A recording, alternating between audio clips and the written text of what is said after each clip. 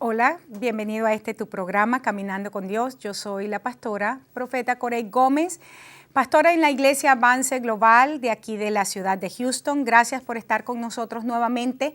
Siempre de gran bendición compartir contigo. Y quiero decirte que a lo largo de mi programación siempre hay una línea de oración abierta, ahí está el número de teléfono, puedes llamarnos, también visitarnos, nos gusta muchísimo cuando la gente nos visita, podemos conocerles personalmente y saber de cómo este programa, como nuestra programación está siendo de bendición a sus vidas. También quiero decirles que es importante que como cuerpo de Cristo en este tiempo podamos mantener nuestras expectativas altas de lo que Dios está haciendo. Vuelvo a decir, estamos viviendo un tiempo maravilloso, aunque es un tiempo de gran incertidumbre en medio de las naciones de la tierra. Nosotros como pueblo de Dios estamos llamados a ministrar al pueblo de Dios y a las naciones. Estoy hablando como ministros de Dios, ministrar al pueblo de Dios y a las naciones de la tierra, poder ministrarles una palabra que produzca en ellos esperanza. Este es nuestro llamado, poder levantar hombres y mujeres con una palabra que sea de buena nueva de salvación. En el programa anterior apenas empecé una nueva serie, Conquistando Nuestra Herencia.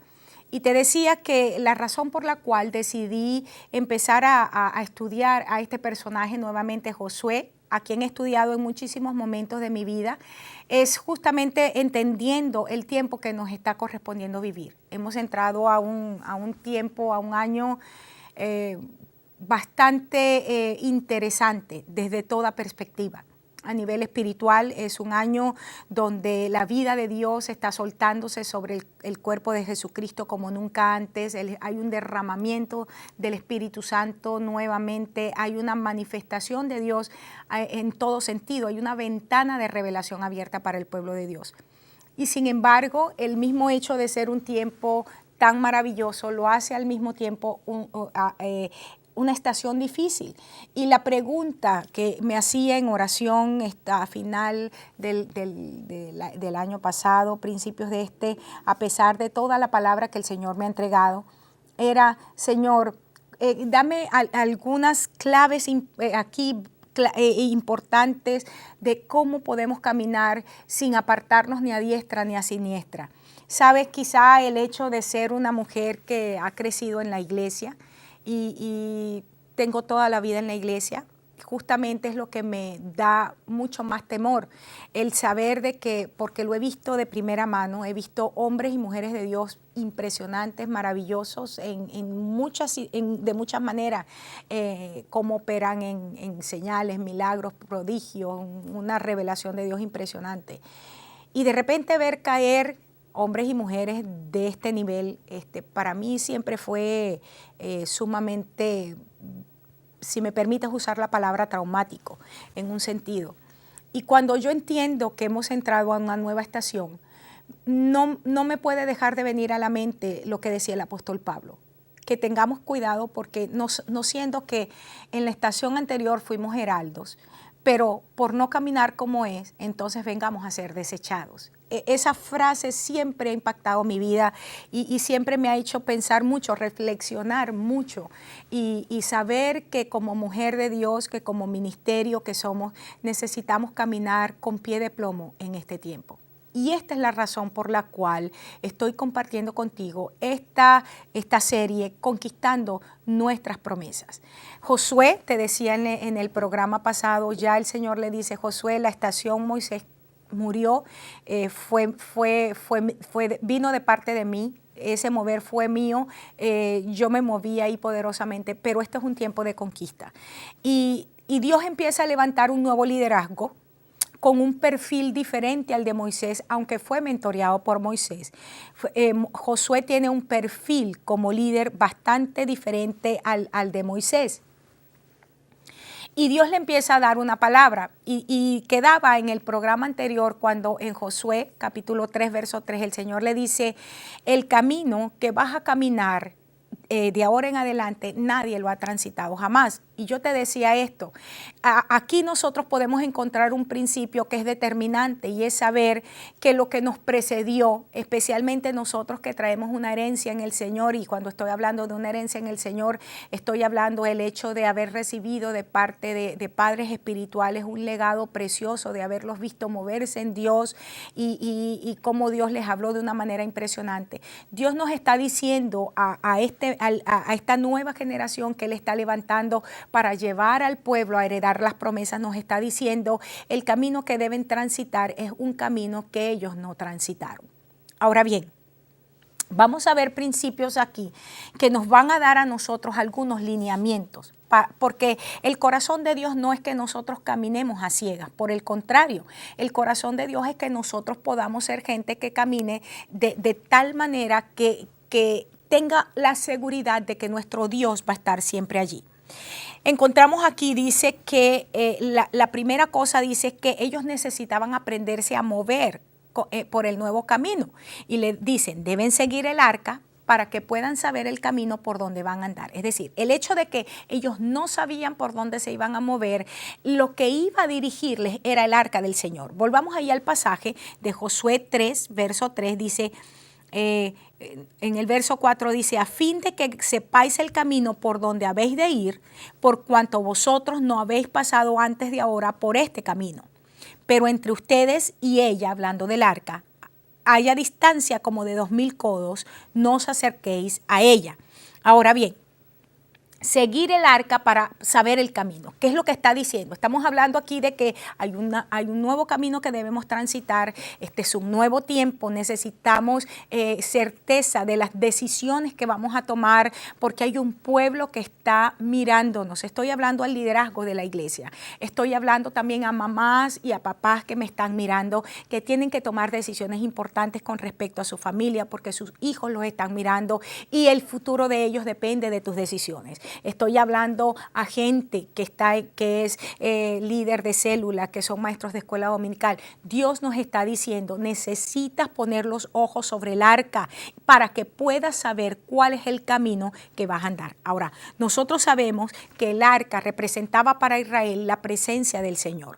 Cuando Dios le dijo a Moisés y le da la instrucción de por qué iba a construir el arca y cómo se iba a transportar el arca, dónde se iba a colocar el arca y qué iba a haber dentro del arca. Todo esto es sumamente importante y en una de mis enseñanzas te hablé acerca de esto, cuando hablé acerca, en uno de los estudios que di, que hablé sobre los hijos de Elí.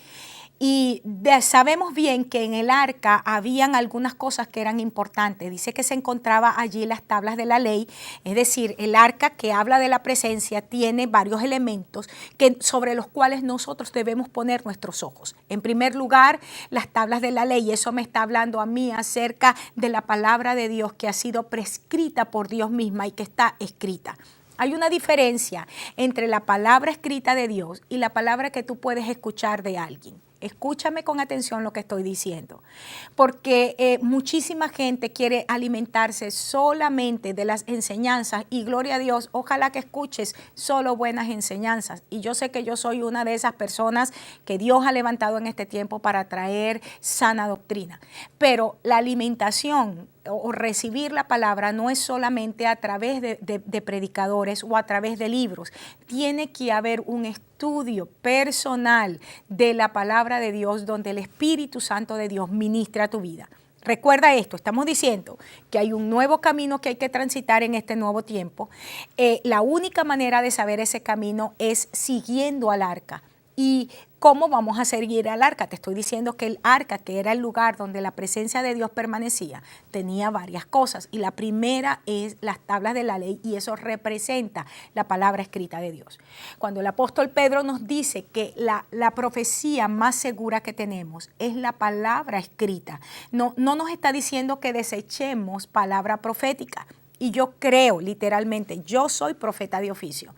Yo creo que Dios ha levantado profetas en este tiempo con una palabra revelada, con una iluminación, con frescura de lo que es la palabra escrita. Sin embargo, Pedro está diciendo aquí. ¿Por qué Pedro lo está diciendo? De que la palabra profética más segura es la escrita. Porque una de las situaciones que nosotros tenemos, que estamos teniendo, hermanos, es que tenemos gente encubierta dentro de nosotros, así lo dice la palabra, que son realmente mercaderes de la unción. Y toman la palabra para conveniencia personal. Y no solamente me refiero a gente que se está llamando profeta. Hay gente que se llama de lo que quiera.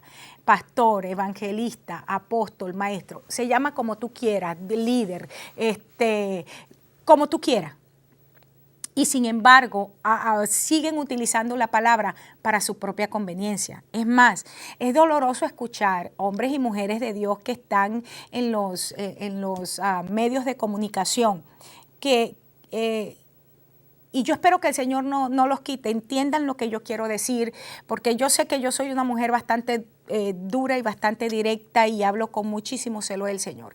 Mi corazón no es que Dios quite ningún ministerio que sea firme o que sea fiel, pero sí creo que los ministerios deben procurar crecer en excelencia de la enseñanza. Nosotros no podemos estar gastando el tiempo de la gente, nosotros no podemos gastar los recursos que la gente trae al alfolí para dar agua que pueden encontrar en cualquier lugar. Creo que estamos obligados como gente de Dios a entregar una palabra que sustente verdaderamente el cuerpo de Cristo. Pero al mismo tiempo, esto no le quita la responsabilidad a cada quien de buscar al Señor y de entender por sí mismo. Ahora, estamos diciendo aquí que para poder caminar el camino que tenemos por delante en esta nueva estación, nosotros necesitamos tener la mirada en el arca, y el arca me habla de la presencia, y en el arca estaban las tablas. Entonces, lo primero es tener un conocimiento de la palabra escrita de Dios y cuál es esa verdad que Dios está enfatizando en un momento particular. Ahora, algunas personas te dirán, toda la palabra va a ser enfatizada todo el tiempo. No es así.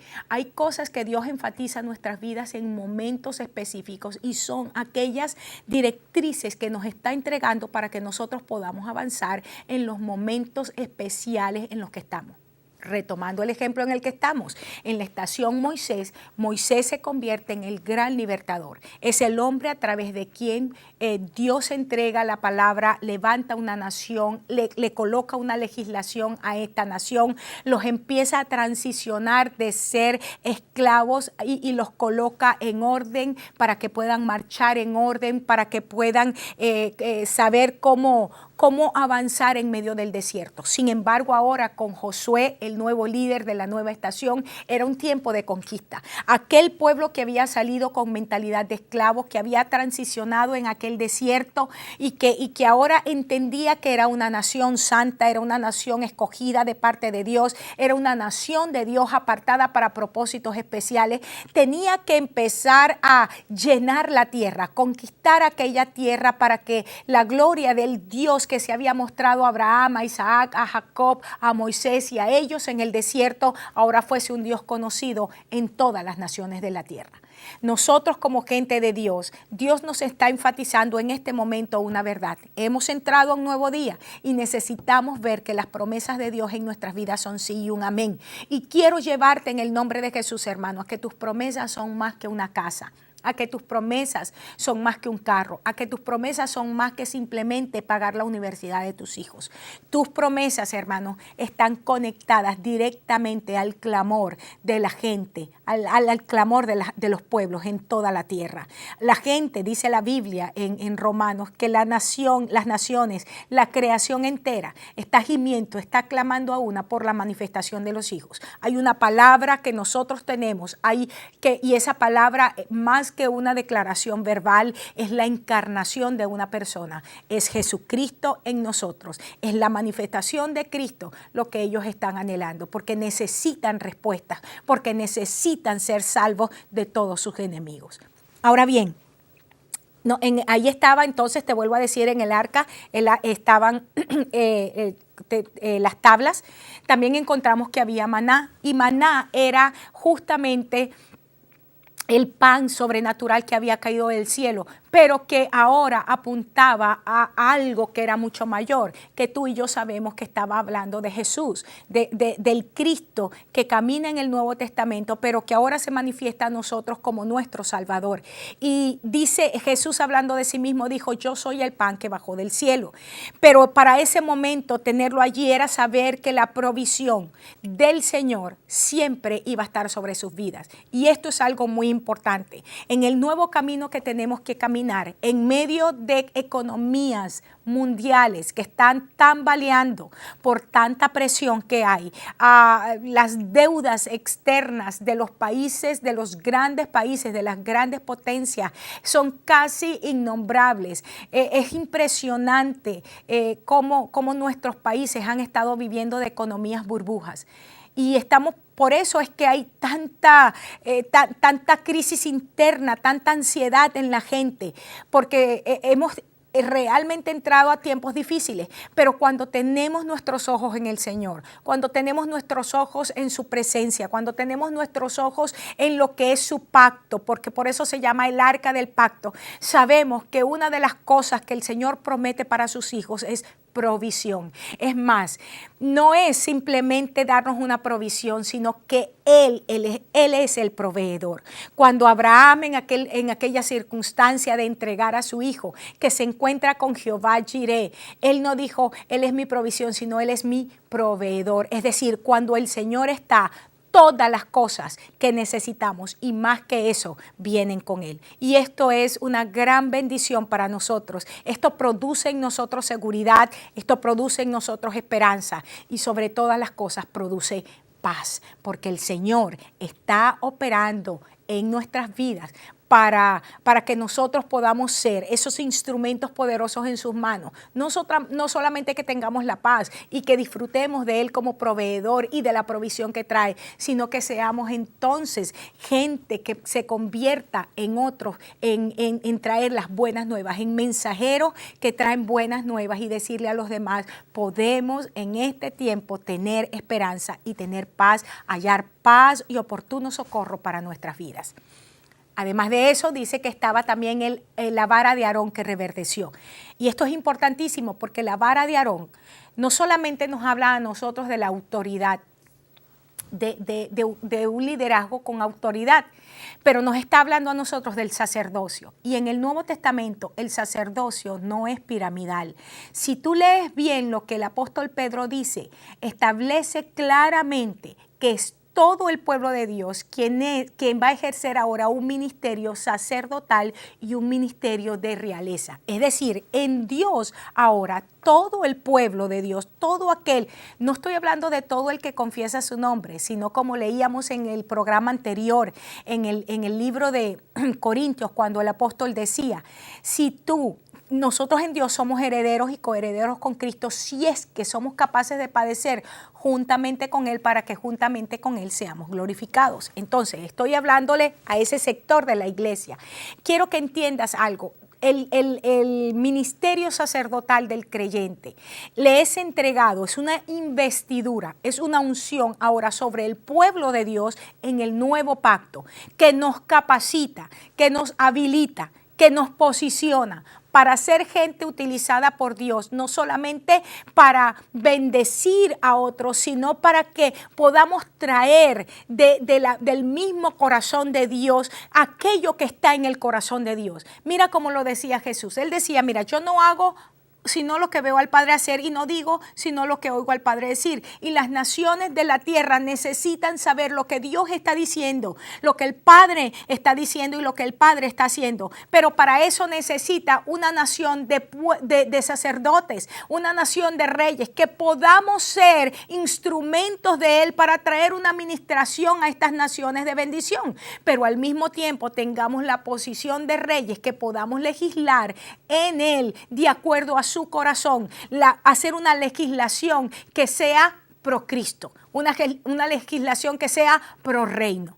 Sabes que las naciones de la tierra están siendo inundadas, y lo decía en programas anteriores. Tenemos naciones legislando en contra de Cristo y en contra de su reino. Estamos haciendo leyes a montones. Y en otro estudio que he estado haciendo paralelo a este, hablando un poco, estudiando un poco acerca de lo que son, cómo operan las maldiciones.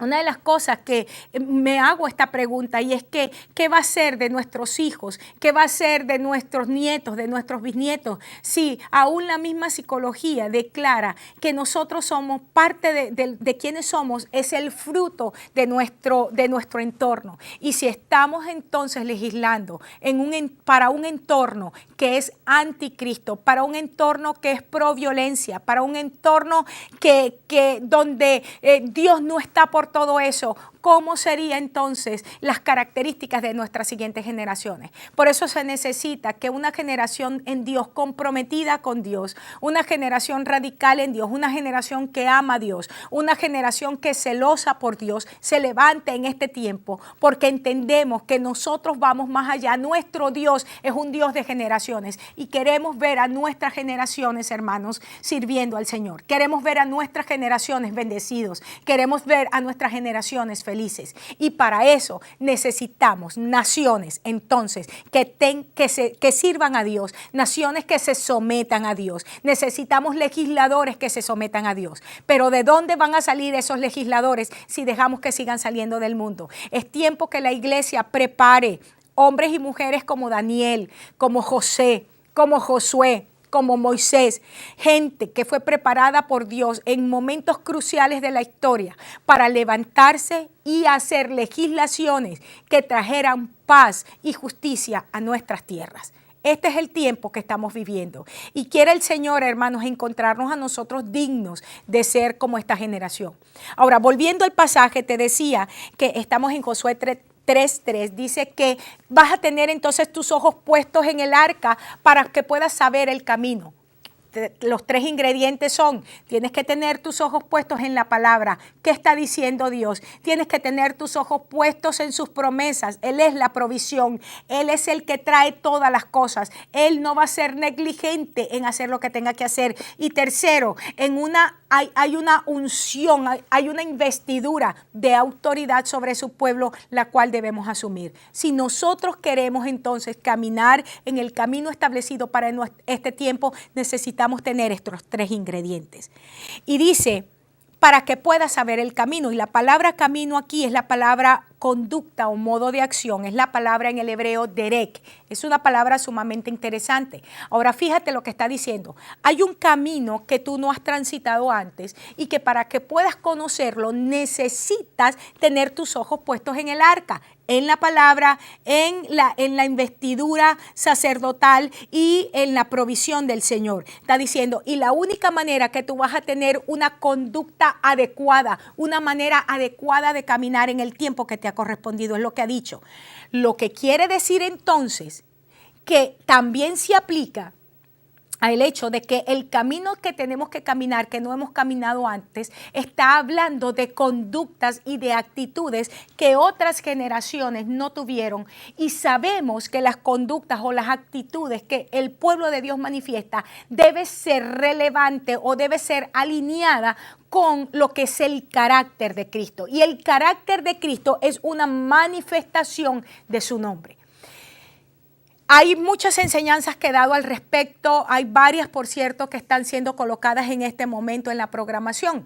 Pero una de las cosas importantes que tú necesitas entender es lo siguiente, que el carácter o la naturaleza de Cristo es lo que es impartido a nuestras vidas a través del Espíritu Santo. Y cuando está diciendo aquí que hay entonces un camino para conocer el camino, es decir, para entender cómo debo comportarme en este nuevo tiempo, porque es una estación diferente a la que antes se caminó, entonces yo necesito una impartición sobre mi vida por el Espíritu Santo, una revelación de Jesucristo que no había tenido o que por lo menos no había sido relevante en mi vida. Esto es importante que entiendas lo que estoy diciendo.